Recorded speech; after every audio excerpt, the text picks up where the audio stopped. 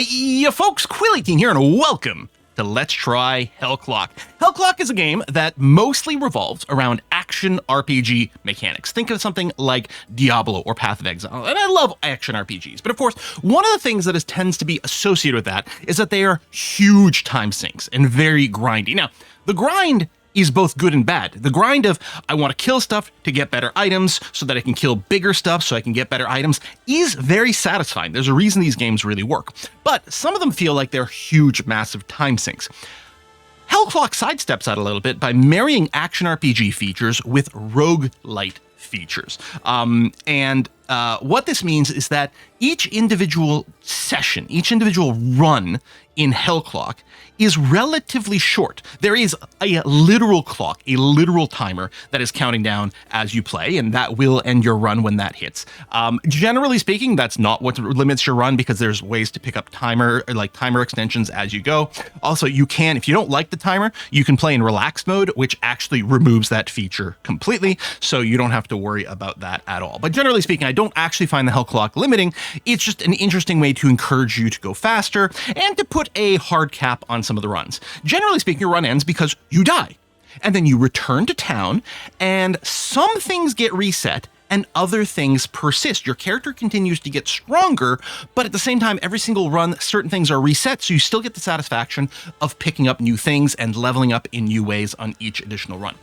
Now, I did play this originally when it first either released or released into early access. I'm not entirely sure when I played it. I didn't make a video for it at the time because while I loved the premise of it, the gameplay didn't vibe with me. And I think, if I recall correctly, I think when the game originally released, you couldn't attack, you couldn't use your abilities and move at the same time. So the pacing felt a little bit, I'm not sure. And then there was a big movement update to the game. I think it was patch 1.2, I'm not entirely sure, that changed it so that you could now move and use abilities at the same time. And since revisiting the game, I find it absolutely thrilling now. I think the pacing is bang on. I think they made an excellent choice with that. As I'm recording this, you can see in the bottom left corner, patch 2 has just dropped, and this is tied up with a DLC called Cursed War. Now, we're not really going to showcase the Cursed War in this one, because it's mostly about adding a fourth act and all those things, and I'm just going to sort of introduce you to the main core mechanics. So we're going to set up a new character over here. We'll play in campaign mode, that's fine, softcore, so no permadeath, regular difficulty is going to be fine, and allow pause. But you can turn some of these things off. Vengeance mode is another way to make the game easier. Every time you lose a run, you get slightly more powerful, which helps balance it. And we could also start with all skills unlocked. And in fact, maybe I'll do that to be able to show you the pool of skills right away. Yeah, all right, let me do that. We'll do a run, maybe two, just to show you the vibe of things. And assuming I went through my work of updating or editing the video correctly, you may have seen some high-level gameplay in the background while I was talking. This game is based on some real events, and it is all voiced in Portuguese. This is presumably a Brazilian game developer. I'm pretty sure this is what this is. That's interesting. You don't see that a lot. We do have English subtitles, or whatever. I'm realizing I think the game volume's a little low. I should probably bring the voice sound up if I can do that without interrupting this. Dialogue. So what I should do is just cut everything to half, except the dialogue, and then bring the master volume up. There you go. That might be a little bit better. We'll see. WSD for movement. Woo! And then you can see our character does face the mouse, so it's got that sort of twin stick shooter kind of vibe. Deus me acuda! Socorro! Filhote do cão, deixa a dona em paz. Hey, look at us. Big damn hero saving this lady. Você é o relojoeiro. Temo que a sua chegada tenha sido tarde demais. O anticristo arrebatou nosso bom conselheiro. Precisa resgatá-lo. All right, we'll head into this house. Casa do conselheiro. Como é possível estar aqui? And descend into our first dungeon. Desta casa foi profanada. So to start off here, all we've got here are a couple of attacks. So you can see left mouse button, right mouse button, spacebar, Q, and E. So our first little run, we do not have a lot of stuff. We do have a split shot here, which uses 120 mana. This is our mana pool over here. We've got 600, it's 120 per shot. It does 80% base damage, but so it does less than normal damage for our weapon, but it does do a spread shot. Then we've got our normal attack over here, takes no mana, does normal damage. You can see there's a variety of keywords over there. Also got a character sheet. We'll take a look at that in a second as we get some stuff. All right, so let's just use our basic attack here. I think if we don't have any mana, I think it does do a normal attack. So I can mostly just get away with holding down left click all the time. I might be wrong about that, actually. Ooh, scary sort of portal. And these dungeons are fairly linear, right? One of the things with like Diablo and Path of Exile and all those things, right? The maps are very branching and big. Here, each floor is fairly linear with some slight side branches that you may or may not see on these floors in this sort of tutorial level section. But that's not, it's not about getting lost, getting frustrated. It's about just moving forward and killing. All right, every time you level up, you do get to choose a blessing. And normally, for all the abilities that you have slotted in, any of those abilities could show up over here with various updates. Here, I only have one ability, which is Split Shot, so all we're going to see is upgrade to Split Shots over here. If I picked up enough gold, I could also re-roll these, and we can see these things. Now, as I mouse over these, you'll notice there's a little icon that shows up over the ability here. 1, 2, 3, 4 in different colors. These are the number of slots of blessings that you can have at each level. What's interesting about this is, so orange here, this is the epic slot. So normally you think, okay, if this rolls and it happens to get, an epic, a rare, and say a couple of commons, which you can get upgrades later that shows more blessings, which is why there's enough space for 4, because later on you'll see 4 at a time. You might think, oh, well, I should always take the epic one. Well, you might not, because you only have one slot for an epic blessing, and you might want to pick the right epic blessing. For example, I might be offered an epic blessing to make my main attack do bleed damage. But if I haven't really been building around bleed damage, I might not want that. I might want to wait until I get the epic blessing for critical chance or critical damage if I'm going critical build, for example. So there is some thought in here. I think we'll just take up some straight up damage. It seems okay. In fact, we're being offered it twice. And also over here, oh, not in this case. Sometimes mousing over these, you'll see things getting added or removed to the pool. I think that's for the blessings and not something else. We will see.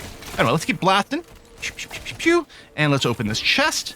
We'll get some money. Now, money is only... Oh, we've got a trinket, apparently. So if we open up our character sheet here, on our gear tab, we can see that we've got actually a couple of trinkets. So I've picked up a trinket of precision, which is adding 2.5% critical chance, and a trinket of swiftness, which is 3.75 extra attack speed. Trinkets here are things that reset on every single run. You start off blank, you start to pick them up, and you can get higher and higher tier ones as you go, and they get automatically equipped. Because these trinkets, like the trinket of precision, I think only ever does critical chance, and so the game can easily auto-update. If you find a better one, it will just automatically go and install that for you. Over in this section here, this is going to be where our blessed items are. We probably will find one in a sec, so I should probably explain it then, but blessed items are things that do persist between runs, as are relics. And that, along with spending skill points in a talent tree, are ways to persistently improve. There's an example. So we've rolled a common, a rare, and a magic. The rare is going to be a bigger effect, but is lowered mana cost really the thing I'd really like to focus on? Or maybe I'm like, you know what? I will try to go around a crit build over here. In this case, sure. You know what? I'll go with 5% extra crit chance, and maybe we'll get a rare that is going to increase even more crit chance, or even more crit damage, or just some flat damage, which might be nice. Oh yeah, I keep hitting spacebar. I don't have my dash yet, which is weird to me. All right, we're going to go to the next floor. You can see the clock ticking away in the top left corner. I think this run will end with our death rather than the clock, because we are going to likely be undergeared very quickly as we move forward. Oh, there's another chest over here, so I'll grab that. And again, all this stuff in the chest, I mean, unless I happen to get a relic or a blessed item, sacred item, can't remember what the name was, they won't actually persist, but it's still going to help me get further into this run, which increases the chance of finding other stuff. Ah, there we go. I got a rare deadly aim instead for even more crit chance, which is good. Oh, I didn't realize I'd unlocked some more abilities as well. Okay, so now we have Shadow Dash on our spacebar, so I can hit that whenever I want to dash forward. And I also got Spectral Knives on my Q, which summons a ring of Spectral Knives around us that automatically throws to nearby enemies, which is quite cool. And we can see now we're getting upgrades for different skills. I'll take the Deadly Aim one, because sure, why not? I'm using that left click a lot. That seems quite good. And actually see the knives around me. If I hit Q, it will... Summons a ring of Spectral Knives, automatically thrown nearby enemy. Activating the skill instantly regenerates knives, make them shoot faster and deal more damage. Spectral Knives' chance to bleed is naturally doubled. So this works passively in a really cool way. So as I just walk forward here, you can see those knives get shot out. And then I'm not going to hit Q, but you can see there we will get... Oh, I thought we had it for a second. There we go. See, the knives regenerate on their own. And then auto fire. I really like the knives. And one of the first builds that I did was based around these knives, and it was really satisfying. The current build that I've got in my main character is based mostly around a single marksman style attack, not split shot, a different one whose name I can't remember. Oh, there's a chest. We may as well go and grab it. So yeah, I can choose to hit Q. It doesn't cost any mana. It's just a cooldown. So there's sort of no reason not to constantly spam Q as I go. Some things cost mana, some things don't. There's a great shield ability that I like to use that doesn't take any mana. And there you go. We're going to free Zhao. And then we've got to survive a few waves of attack. So we'll do that. I'll use my Q ability to increase the cooldown. Picking up that rare trinket ability would be quite nice. With a trinket of fury in there too. Lovely. Really try to keep maximum uptime on my Q. You can hold up to 3 potions by default.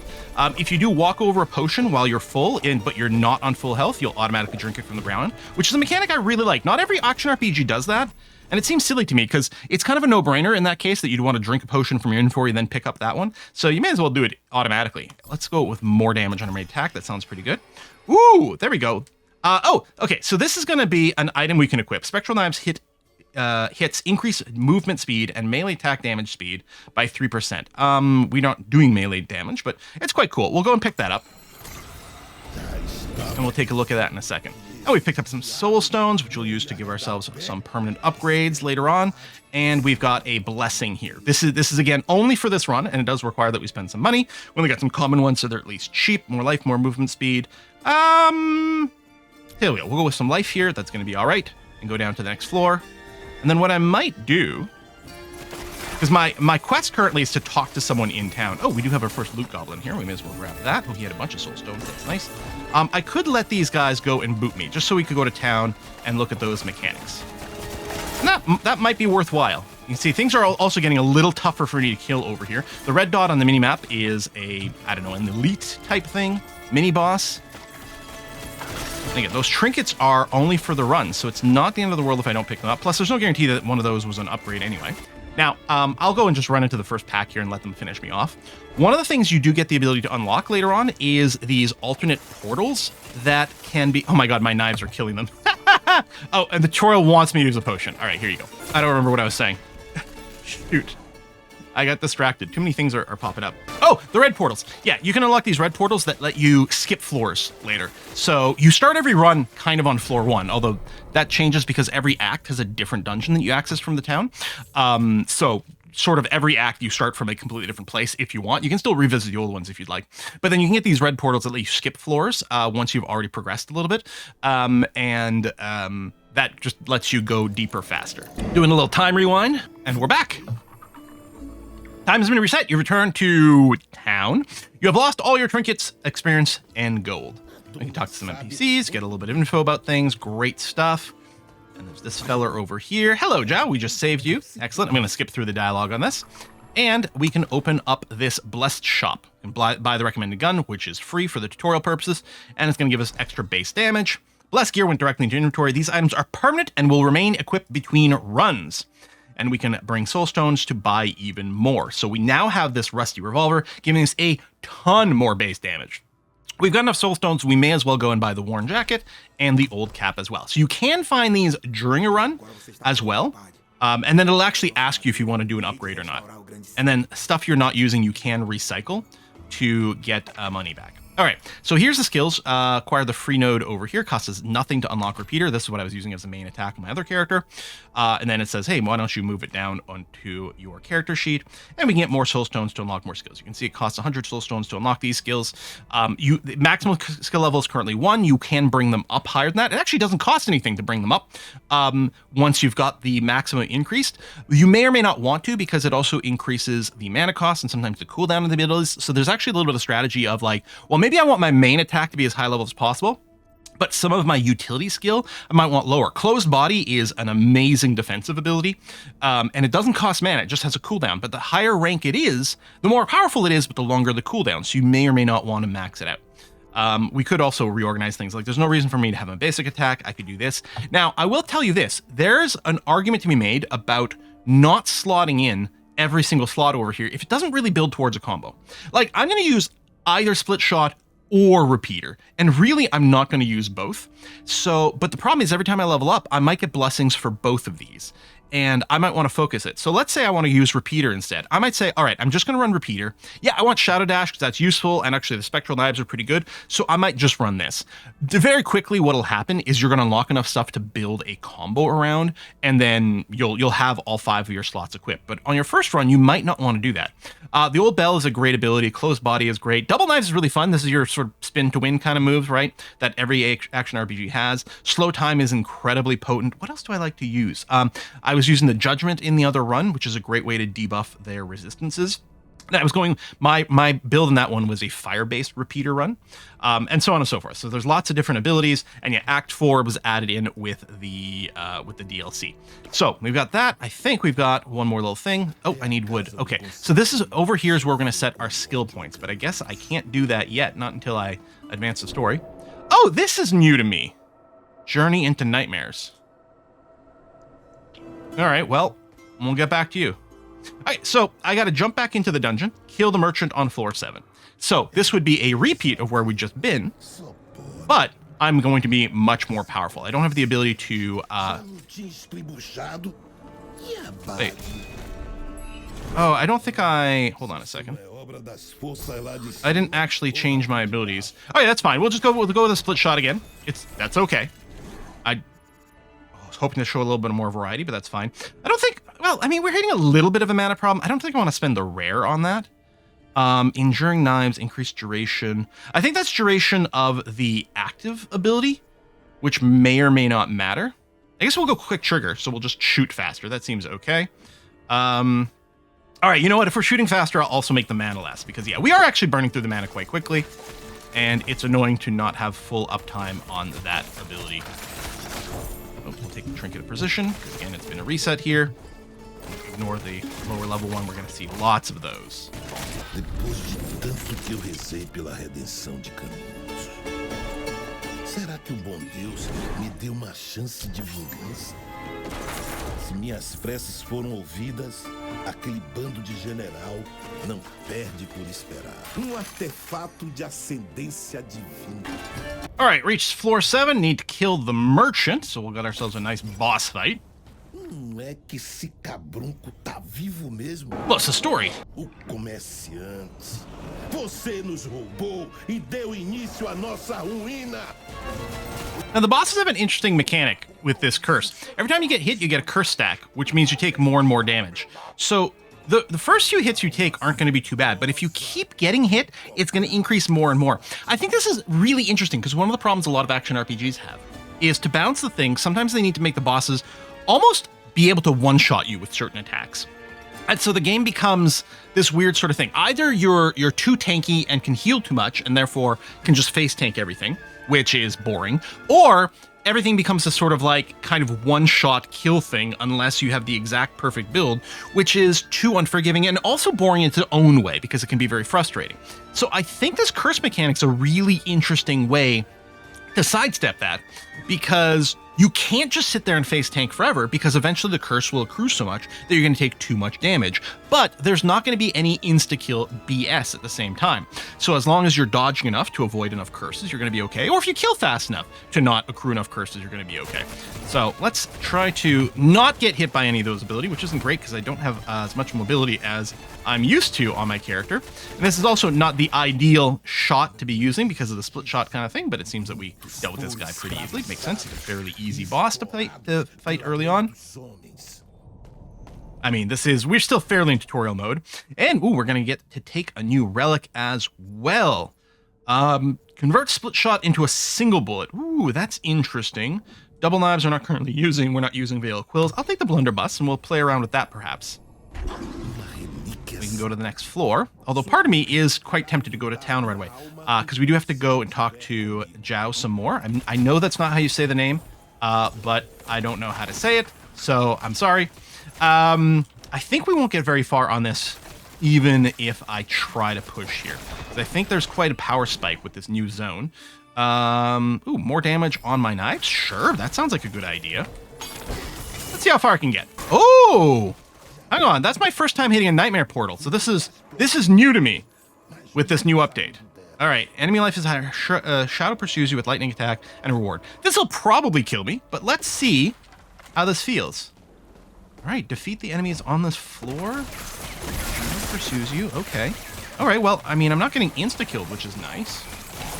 Presumably, as long as I can keep ahead of the shadow. Ooh, yeah, I'm taking huge damage, though. All right. Bigger area effect on the knives. That actually sounds pretty handy. And just keep smashing Q with my other finger here. There you go. Okay, those are cleared. Even if I don't complete the nightmare, we might get some useful stuff going forward. If I can get a few more soul stones, it wouldn't be bad. What I got? 500 now? Oh, that's quite good. We can use that to unlock some new skills. Oh. Always exciting when there's a zoom out. Oh, is that the shadow? Yeah, I think that is the shadow. That has way too many hit points for me to deal with. I don't know, maybe it's not the shadow. Well, it's kind of stuck here. All right. I don't know what's happening with this, but sure. We'll take it.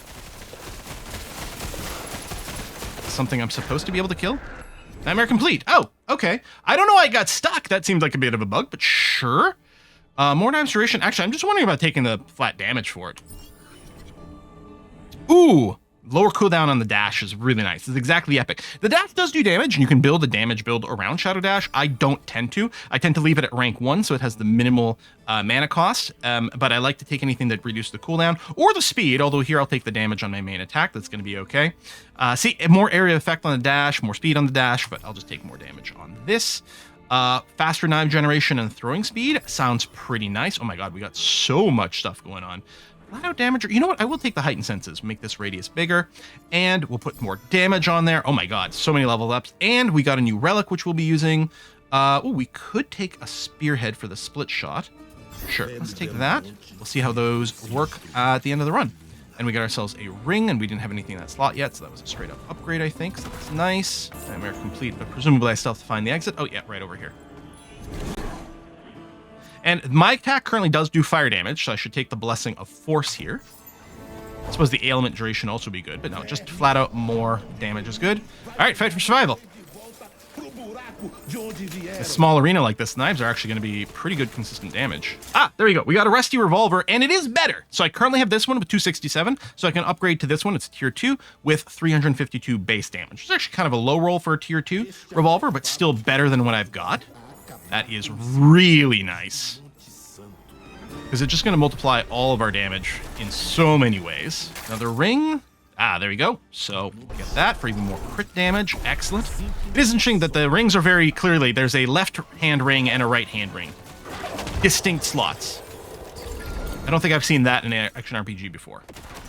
Probably makes it a little easier to balance, especially the fact that each slot seems to be tied to a specific stat in this game. So that would explain probably why they did it that way. They have very distinctive things. I don't know if one ring is crit damage and one is crit chance. Feel like it might be that. All right, we're getting a little low on health. A lot of times I don't actively use my healing potions. Partially that's because normally I have like an overshield ability, and that's my primary tanking things. And the health is just sort of a little bit of an attrition buffer. And then it automatically heals. I don't have a health regeneration, although my normal build does have some health leech on it. But as you keep rocking over potions on the ground, you will naturally do that. Although it's always a sign when I have to start using potions, it's a sign that like, okay, I'm probably nearing my limit on the dungeon here. More soul stones is nice, and more fragments. We'll take a look at what the crafting system looks like as well. You can hear me take the potions from time to time as I just walk over them. What do I have? Oh, lots of gold. I could afford a top-tier blessing. They cost 9,000 if we can survive long enough for that, which right over here, we might not be offered a rare one. Oh, this is different. These are some more items that we can take, which, there we go. We can get a better version of this ring.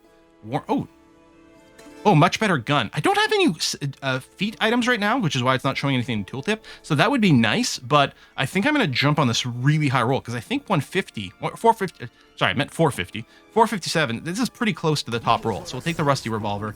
That seems like a nice thing. Oh, those potion drops. Oh, or a level up. That's the other reason I don't always chew on the potions. Oh, yeah, let's make our knives do even more damage. We're nearly out of blessing slots. I can't hover it over here. I think if I open up my character sheet and no, that's right. That's one of the things you can't actually check for whatever reason. I think I only got a couple of common slots left for the knives. We've really kitted that out with some good stuff. Oh, we got another elite kind of guy over here. Little mini boss. Oh yeah, see I'm getting chewed up like crazy, man. Oh, I should take the Shrine of Protection. That might be helpful. And we did kill him. And you can see that the clock up, increased clock timers do get dropped as well, which is why the clock isn't usually an issue. Must be nearing the end of how far I can go. Oh, we do fire damage, so let's take the Blessing of Force there. Good way to spend our money. Because I think I literally, there's going to be a boss on floor 14, and I think I literally won't be able to beat him until I advance the story. But we can see if we can get there. Uma recompensa para os defensores do caminho da luz. All right, here's the boss, the matriarch. Okay, so I'm not blocked from beating her, although, oh my god, the damage is going to be too real. Yeah, I think there's going to have to be some serious upgrading in town before we can actually take her on. Although, you know, we did do some decent damage here. I do have a lot of curse stacks now, though. I'm really not doing a very good job avoiding her attacks. She's down to half. Whoop! Get out of there. Get out of there. Oh my gosh! Eu não tive o deleite de cortar a cabeça daquele lunático que vocês chamam de conselheiro. Mas fico muito satisfeito em saber que meu exército decapitou esse flagelado. Corta-cabeças. Achei que tinha me livrado de você, cão dos infernos. Ooh, and we're gonna get a new relic. We'll take the martyr, because I think we'll use some closed body here. Oh, portal's up there. My gosh. Calor da gota, desci tanto que devo estar na casa do cão. I'm really surprised that I'm still going.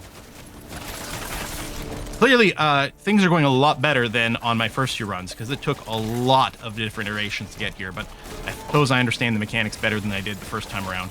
But we are taking huge amounts of damage. Oh, there's a little loot goblin. Want that? Go. And, oh, this upgrade to the worn jacket for sure. That is a lot more health for us. Holy cow.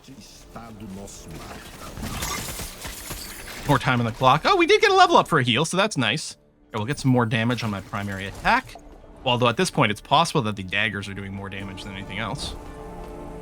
Shrine of Wealth, so everything that drops gold will drop more. Normally those would be about 10 or something like that, and now we're getting 40 and 50. Same thing with the enemies. You get a lot more money with that. And money does not persist between runs, but it is used for the blessings and stuff within runs, and is very valuable. Another Nightmare Portal. Sure. We'll take the life.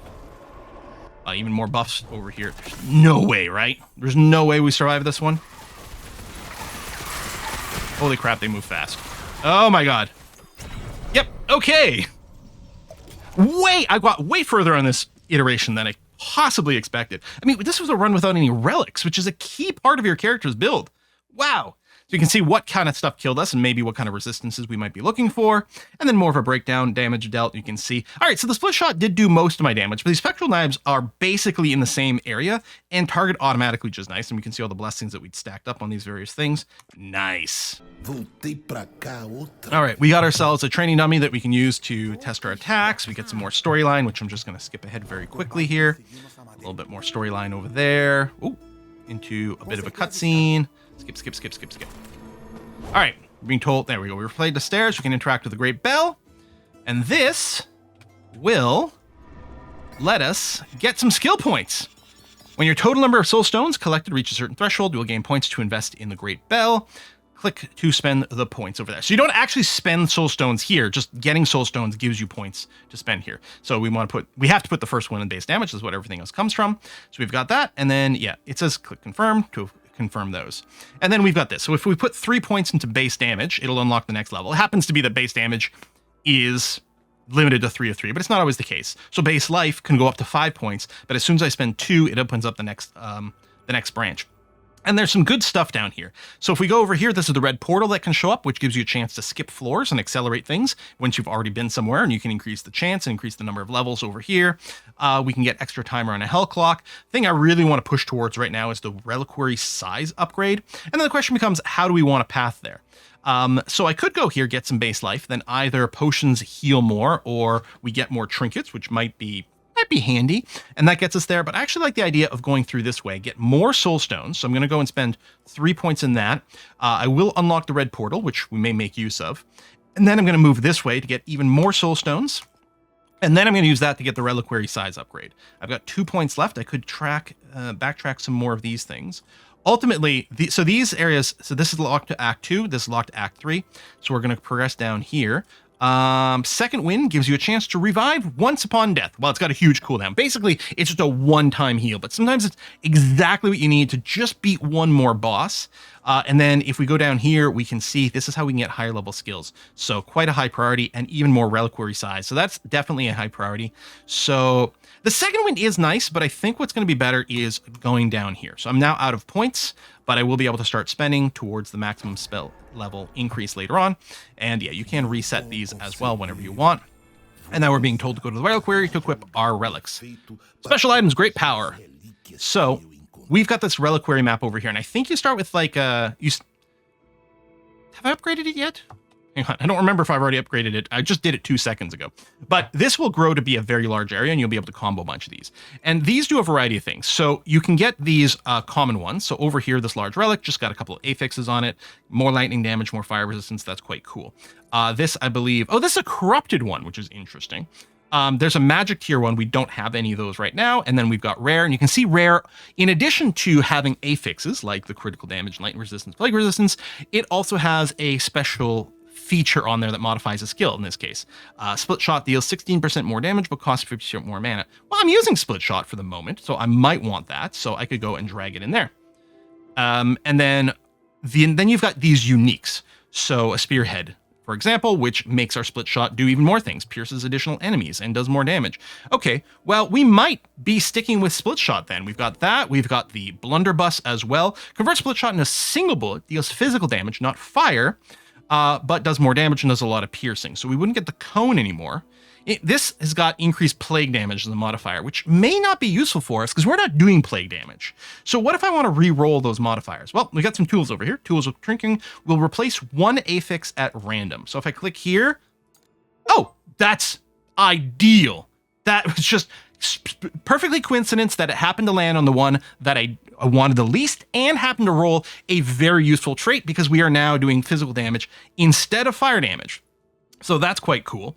We're not doing lightning damage, but I could take it for the resistance. Double knives we're not currently using. I don't currently have closed body, but I think I will probably equip it. You can just right click as well to throw that in, and then I'm out of room for these. I could do, well, I may as well equip this for the fire resistance, if nothing else. Now, I could also go and upgrade these. So this is currently a common item, so I can upgrade it into a magic relic if I wanted. And then if I had the tools of enhancement, I can make a magic one into a rare. And then the tools of locksmithing will lock a random affix. So you get sort of that Path of Exile kind of crafting in a smaller scale kind of thing. So you might, if there's one affix on something you really want, you can try to hopefully lock it, and then if it lands and locks the ones that you want it to lock, then you can re-roll and not worry about losing that. We've also got a few different things to imbue things, so let's go ahead and do that. Let's imbue Tool of Faith on our Blunderbuss, let's say. There we go. Minus 2.5% skill mana cost. All right, that's pretty nice. We'll do that. So we're out of crafting over here, but that seems all right. There's nothing else I'm going to do skill-wise. I'm going to keep going with the Split Shot. And yeah, I can go and drop the auto attack because that is not going to be useful to us. But I will want to spend, I want closed body. And I want to drop the closed body over here for sure. Then I could grab a debuff like slow time. Because I did the option to be able to start with everything unlocked, we've also got access to a few different things here. We could take a judgment to be able to debuff people's resistances. Well, I do like Prayer of Vengeance. So it passively gives us more critical hit chance and damage, and then you can activate it to increase it even more. Sure, we'll go ahead and do that. Because even if I don't use it, because the mana is fairly high, even if I don't use it, the passive is amazing. And Closed Body doesn't use any mana at all, but gives us a Conviction, which is sort of an overshield kind of thing. And then we've got our Blessed Item Stash over here, and I'm just going to recycle these because there's no reason to keep these lower ones. So disassemble you, and disassemble that one. And oh yeah, R plus right click for quick. R left click. Oh, I see. If you just mouse over and hit R, it's got the confirmation. But if you hold R and then just click, it gets rid of it immediately. Excellent. Okay. So yeah, we may as well do that. We can check the workshop here to see what else we got. So he's offering a Skull of Wisdom, which would make my Shadow Dash increase maximum mana for a little bit. And it's got some random affixes on it, so we don't know what it'll be, which I may or may not care about. Oh, I don't have getting gloves yet. What's an amulet, actually? We'll take that for more max mana, and that is a worse revolver, so we're not going to do that. Anyway, so then I can jump right back into this with my new upgrades. I hope this was a good little introduction to Hellclock. I think it's lovely. It's not very expensive. I mean, let's see here. How much is it? Oh, well, it's currently 40% off on Steam as I'm recording this video.